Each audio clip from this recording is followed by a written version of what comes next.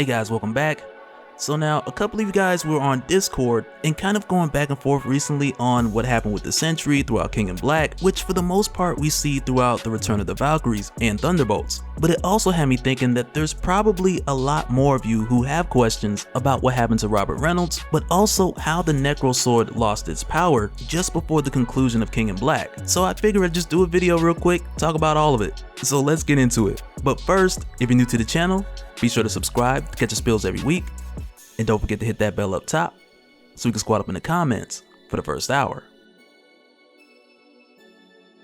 Alright, so starting off with the last time we had seen the Sentry, which was in King in Black issue 1, which at the time was very much thought to be the Sentry's moment, because when he was called in, he was the big gun. But when Knull flipped the script, tearing the Sentry in half and snatching the void out of him, and this then sent Robert Reynolds on his journey to the afterlife, and it's different in this case than what we had seen like in Siege on Asgard, when Thor wrapped him up and threw him into the sun, because this time around it's just the Sentry. And at this time when Jane Foster arrives here, who's effectively the last Valkyrie, and because of this it's her task to usher the Sentry into the afterlife. But before we get into that, I just want to talk about the Sentry's body real quick, or at least the story of his body, or what's left of it, that veers away from the story here. But in the case of his body, which we later see in Thunderbolts issues 2 and 3, and I've referenced the series a time or two within our talks of King in Black, because essentially you have this team which Wilson Fisk had put together that's pretty much Marvel's version of the Suicide Squad and led by Taskmaster. But in their case, with them retrieving both halves of the Sentry's body once they fell out of orbit, they had then crafted a plan to use the remaining power that was in the Sentry's body in order to create this huge explosion to fight off the symbiote invasion.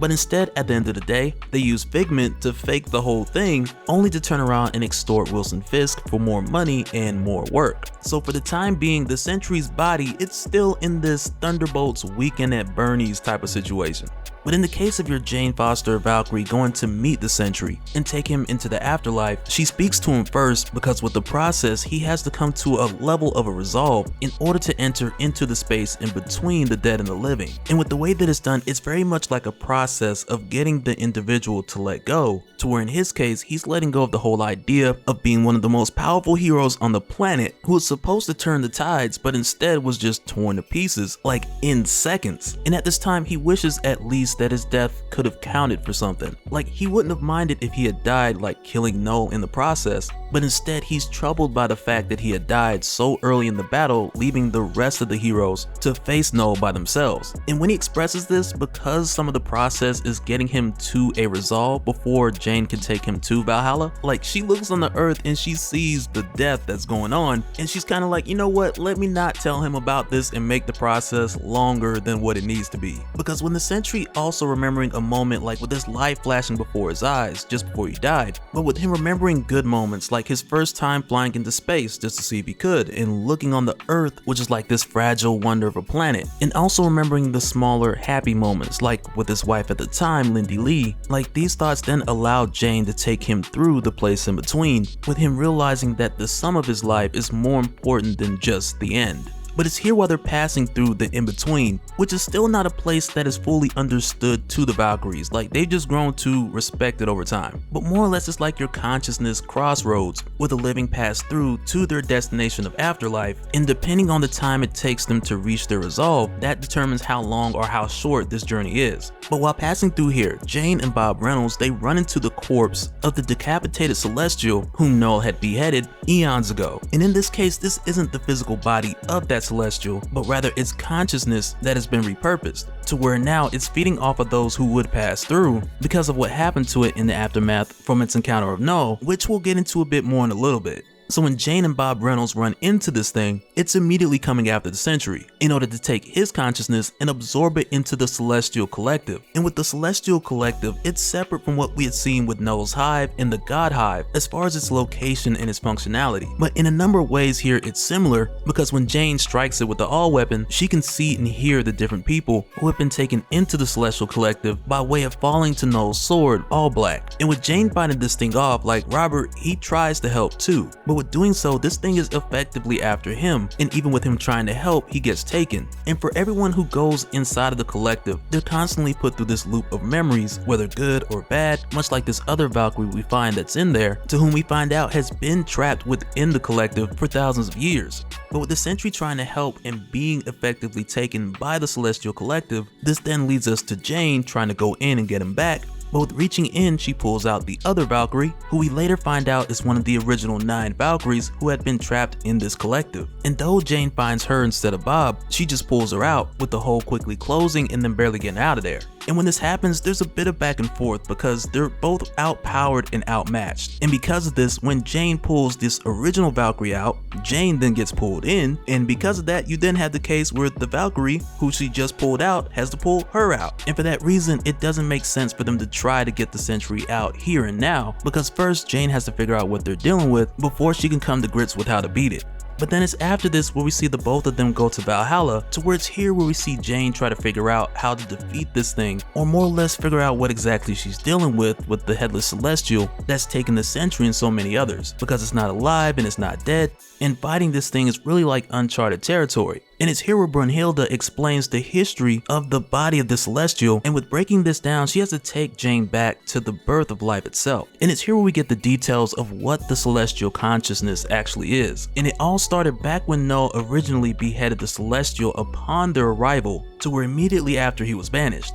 And like we had seen, he had taken refuge within the head of that dead Celestial. And like we had talked about with Venom Volume 4, it was there within that severed head, which is now known as Nowhere, but it was there where he had forged the Necro Sword by using the cosmic energies of that Celestial in order to forge it. But even with doing this, it had forged a type of symbiosis with that Celestial, to where this world creating Celestial, who didn't fully die, its consciousness then stayed in between life and death and created a world within itself. And at the creation of All Black, this Celestial's consciousness was then tied to the sword, so that when anyone died, they would be fed into the world that this Celestial had created, which effectively was like a new afterlife. But in return from being fed these souls, the Celestial would constantly feed energy to the Necro Sword in return, in a very twisted life after death type of symbiosis. But in order to resolve this, Brunhilde tells them that she has a plan, but the Valkyrie who had returned from the Celestial consciousness, she's going to need to get her old axe back before they move forward, which then sends her to Vanheim to retrieve Yarnborn. And when it happens, there's like this reveal that she was like the original wielder of that axe, which has been passed around a bit. But when she goes to get it, it's a pretty big deal, because Thunderlad, when he was wielding the axe, he had given it the upgrade, so now it can cut through the armor of Celestials. But while this is going on, we also go over to Jane Foster, who's made her way to Asgard to pick up a particular item from the armory, and when she gets it, she kind of runs into Lady Sif, who's the active Heimdall now, just watching the event unfold. But when Jane arrives there and gets what she needs, she's also aware that Jane is looking to find Hildegard next, so Sif then puts out the word to Hildegard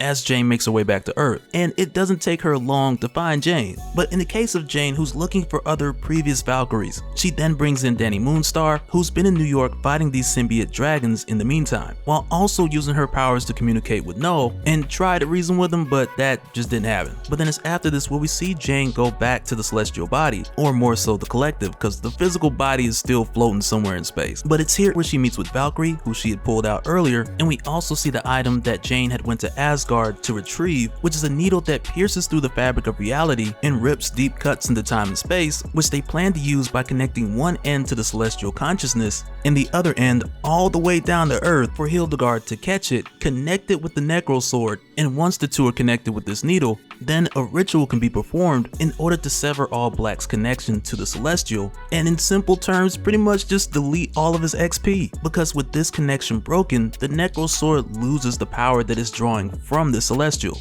rendering it powerless and prone to shatter in finales. And when this happens, Hildegard successfully gets her end connected to the Necro Sword, but even with doing so, getting captured by Knull. But even with this happening, like, keep in mind, like, this isn't a plan in order to save the day and kill Knull, but instead this is more like a rescue mission for the Sentry, which is then turned into the opportunity to depower Knull in hopes of evening the playing field by taking away the source of the Necro Sword's power. But before the ritual gets started, you have Jane who's waiting on Brunhilde and one of the elders in order to start, but then Jane is attacked by the Celestial, who, as we come to find out, like, the Celestial wants to end this thing like its own way. And to make its attempt to do this, it then goes after Jane. And when Jane's attacked by the Celestial, who then takes her into its collective, and it offers her like the dream loop of the perfect life. And it tells her like she can have whatever she wants. She can have her son back, she can be Thor again, and if she teams up with the Celestial, this hive or this collective can overpower Knull's hive, because at this point it has accumulated the strength of millions.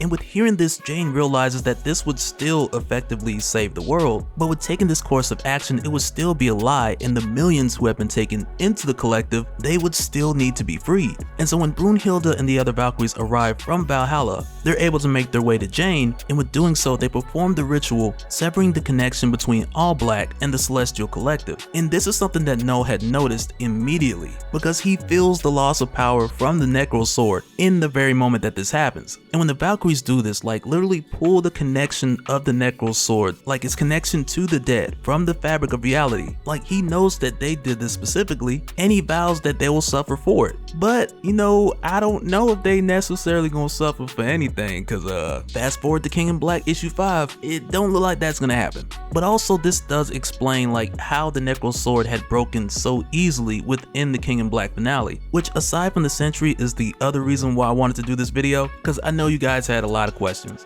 But with this happening, like Hildegard was then released, and it's here where Jane then spoke with the Celestial, telling it to let everyone else go. And initially with making this request, the Celestial was like, whoa, why would I? And it's here where Jane makes a very good point, and she tells the Celestial, like, it's here where you decide whether you let them go or not, and that's gonna determine where you go after here. And when this happens, the Celestial then releases everyone, and it's very much like the same concept that we originally had seen with Jane Foster when she had her conversation with the Sentry right after his death. But with this happening and everyone being freed, we also see the Sentry freed as well, and it's here where he expresses that the part of him that was frustrated and disappointed, that he can hardly hear it now, that he feels whole, and it's here where he's finally ready to go to the next stage. And from there we see him leave with Brunhilde and Hildegard, while Jane makes her way back to Earth to get back to Danny Moonstar and do what her and the others can to protect Midgard, which really is up to Eddie from here because they've done their part, and as soon as they get back down there, it's a wrap, with this conclusion going into King in Black issue 5. And so now real quick, I want to give a special shout out to all the patrons. Thank you guys for all your support, and for anyone who's new here who wants more information on how to support the channel, I got a link below so we can go to patreon.com/dopespill. But that'll do it for this one, guys. Let me know your thoughts down in the comments below, and we'll do it again on the next one. Alright, later.